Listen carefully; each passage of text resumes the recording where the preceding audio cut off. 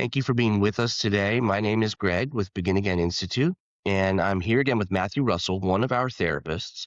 And we're going to talk today about something that a lot of people who call us ask, which is, why do I feel numb and disconnected in my relationship? It's an exploratory question and a challenging one because the answer could be a lot of different things. But Matt is going to spend some time talking with us about the clinical perspective on that question and how intimacy disorder and the way that it shows up could be playing a role in the answer. So, Matthew, again, thank you. I'm going to dive right in. For a listener who's ever sat across from their partner, who is someone that they love, someone who loves them, and they feel empty. They feel like there's this pane of glass between the two of them. First of all, you're not alone and you're not broken. It's likely that there is an explanation to why a person, particularly a man in a lot of cases, might feel emotionally numb and disconnected in his most important relationship. So, Matthew, what's happening clinically when a man feels emotionally numb or disconnected in a relationship that he genuinely cares about? Yeah, to set that to answer the question up, you got to think of the emotional numbness as a defense mechanism, a learned one that was learned probably a long time ago. You know, to feel pain is uncomfortable, and so naturally we're going to learn how to manage that pain. Whether we fend it off, we compartmentalize, we build a wall, or we find maladaptive coping strategies, we're going to do that. And so this metaphor of wall or a glass that they feel is real, because that's exactly what's happening. They're pushing away emotions. They're not allowing themselves to connect, because connecting, being vulnerable, is dangerous. It could lead to rejection or abandonment, and that's not what they want. And so it's better to not feel, not to connect, and be numb than it is to take a chance being abandoned or rejected, and that comes at a cost. And so do that for a long period of time, that becomes their norm, and they don't know how to connect even if they want to. You might have met this person and you connected at one time, but over a period of time, they might have lost that connection for a variety of different reasons.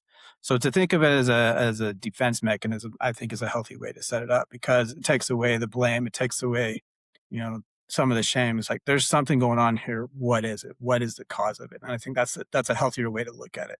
There's something wrong, not wrong, but there's something going on. What is it? And then take it with a healthy element of curiosity. I think that is great advice. When people are exploring things like this, there's always an element of shame or like self-judgment.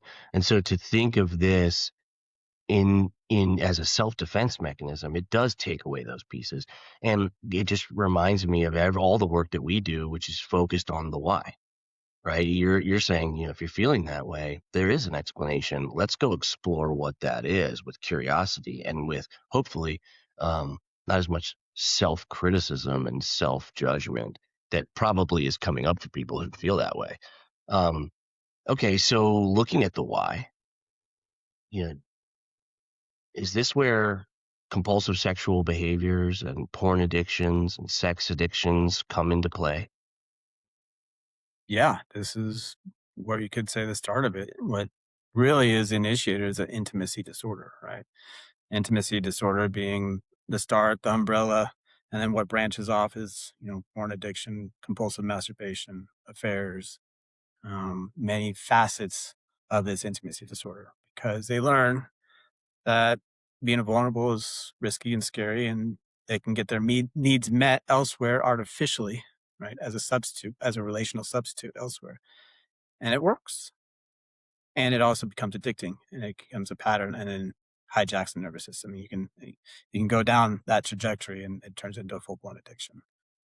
I think something you said really stands out for me right now, which is that this starts with an intimacy disorder that results potentially in addictions, that shows up as addictions. In other words, that the person that might be watching this, who's exploring their own behaviors and really trying to figure this out, isn't necessarily like a sex addict, a porn addict, this sort of labeled construct that's often really stigmatized and not a fun thing to call oneself, certainly, but rather it has become engaged in addicting behaviors that were meant to deal with something, an intimacy disorder, which comes from trauma, which comes from something else. So, in other words, not a bad person, not a terrible addict, but rather a person engaging in those behaviors to solve some problem, some pain.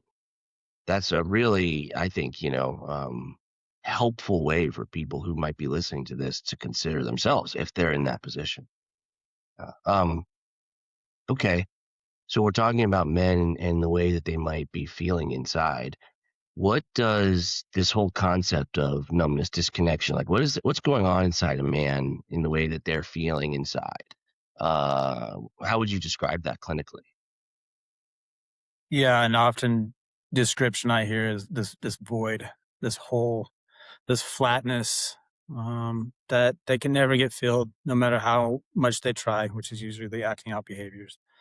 Um, a sense of loss, like they're living their life, but they're not really connecting with it. They're not really living. They're just watching it, going through the motions, but there's no value to it. It's almost like a form of dissociation in a way. They're so numbed out that they're present, but they're not present. The lights are on, but nobody's home, kind of thing. And that's what the spouse and the kids also feel too. There's a lot going on, and let's take in consideration that at this point, there's probably a dual life that they're trying to sustain. Dual life is exhausting. Having a private life and a public life, well, one's got to stay secret at all costs, and that's taxing. And so the bandwidth, if you want to use an internet metaphor, they don't have enough bandwidth for meaningful relationships. They don't have enough bandwidth to maintain a marriage. They don't have enough bandwidth to be a good father or mother, right? It's not there. And so they're just in survival mode now. They're surviving, they're doing the best they can while trying to maintain this addiction that's keeping them alive, so to speak.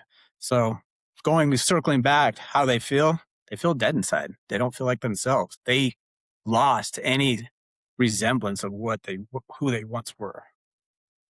Who was that? And that's usually what men that come here are experiencing. That is a sad and painful way to be. That's what stands out for me in hearing you describe that. Uh, it also does sound exhausting. Um, One of the things I love about the work that you guys do here with our clients is that you're helping men realize that fact, number one, but then also figure out the why underneath it. Because people aren't fated to feel that way, right? Like that comes from something. We're talking about men who are feeling a certain way right now, but they weren't born that way. They went through a set of experiences, adverse traumatic experiences that resulted in them feeling that way. And so there's a light at the end of the tunnel. There's treatment for that. We do it, others do it, but you got to go back and figure out what that is, and you got to treat that in order to change the way that a person is feeling, which will result in a change in their behaviors that are causing them problems, them and their relationship, right? It's a very hopeful concept. It brings me warmth at least. So, okay. So is there a connection between this numbness and the ability to be present as a father and a friend? In other words, like you touched on this, but does this extend beyond marriage, beyond the relationship with your partner? Yeah, with this addiction, it's going to be in all facets of a man's life or a woman's life, right?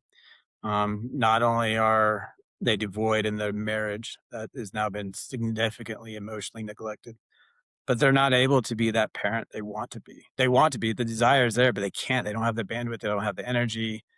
Um, they just don't have it in them. And that in and of itself is frustrating. Now they're internalizing like, I hate myself. I can't even be a good father. I can't even be a good husband. I want to be, but I can't. And so they go this counterfeit version of love, of connection through porn, through affairs, through, whatever. And it's temporary, but it's not meaningful. It's not lasting. And it's just a constant cycle.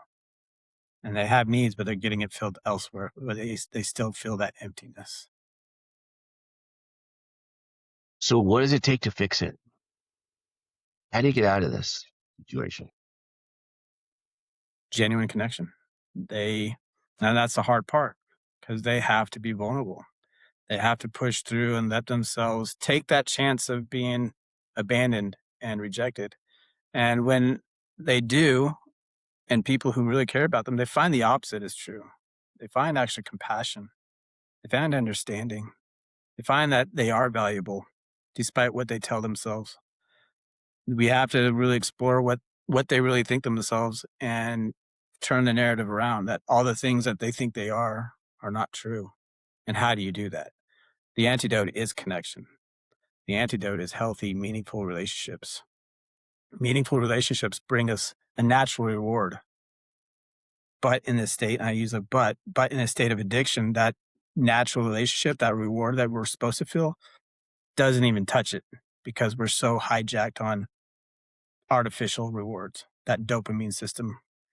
And so we have to go through a time, you know, of just abstinence to let yourself reset. And again, going back to the answer is connection, meaningful connection.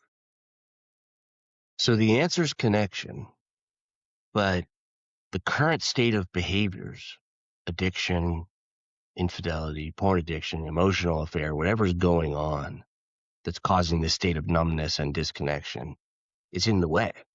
So you got to go seek treatment for that in order to get the connection, which is the answer to the whole thing. That's what I'm hearing you say. Right. And then, what better place than in a therapy room where you can just take off the mask, be yourself for the first time, probably in a very long time, and be in a space where you're going to be accepted no matter what. And they're here to help for you. That's the start. What is that therapy relationship like? And then that needs to be mimicked in other places, with men that maybe struggle with the same thing. That absolute positive regard is what we call in the therapeutic world, but just love, maybe in another way of saying it. Hey, man, we are all human. We all have flaws. We all have struggles. Let's walk it together, right? And that's that meaningful connection that can start in the therapy room. I love hearing that. It's what I hear from clients who come through this program all the time, that for the first time, they were able to take that mask off, be truly themselves and vulnerable and loving with other men who are going through the same stuff that they're going through, and supported by guys like you who get it. It's such a powerful opportunity. Wow. Well, Matthew, there may be partners watching this, right? And so for that person watching this, trying to figure out her loved one who feels disconnected and numb, who might be engaging in problematic behaviors, what do you want her to understand about what's happening to him and in their relationship? Yeah, that numbness, that wall that you feel, that's not representative of you. It's not because he doesn't love you. It's because his nervous system's been hijacked, and he's learned from a long time ago that high probability it predated you. He learned to numb himself out, and now it's just compounded to a point where he's checked out.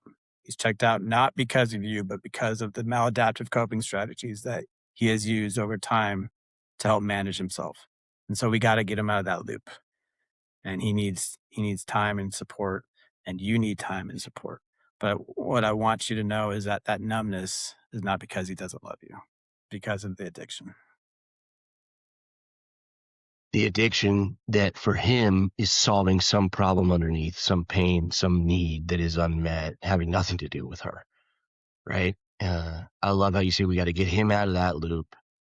She's got to do her own healing, and then together they have a chance. There's hope. Yeah, it's really beautiful.